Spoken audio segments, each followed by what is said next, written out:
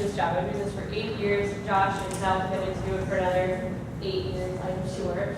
But at the end of all of our retreats, regardless of what age group we're working with, we give students an opportunity, we give our participants a chance, if they want, to stand up and share what it is they're going to do to show more kindness.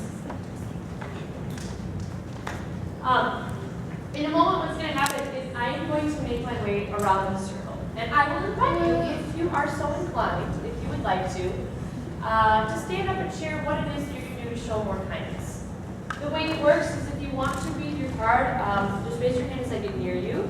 I'll have you stand up, and I will have you start by saying your name. I know you know most people in this room before we hear who's speaking. And then read right from your card. So for me, I would say, hi, my name is Megan. I will be kinder to my teachers and classmates by, and then fill in the blank. Now, fourth graders, Eastside, if you would like to read your whole card, you are welcome to do so. But the most important one that we want to hear is that number one, that commitment, that act that you are going to take on to show more kindness. We will give you some time at the very end of the day to connect with one another as well. But we want to hear from as many people as we can here today. The other thing we're going to say is that when somebody is sharing, we are going to insist that everybody is showing their best kindness by listening to them. Because if you're whispering to your neighbor, even if you're not talking about like whatever's happening or whoever's speaking on the microphone, you can feel that way. So make sure you're sitting next to somebody that you would normally get distracted by, like just scoot away from them a little bit. Make sure you're showing your best kindness by listening.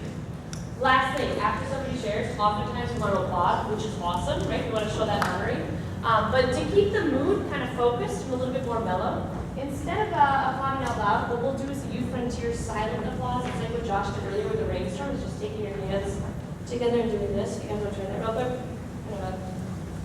Yeah, cool. That's the way that you can honor something. This sharing time is for everybody in the room. So if there are any high school students or adults who would like to share today, you are encouraged to. Again, we're going to try and get through as many people as we can. And I just want to encourage you guys to take advantage of this opportunity.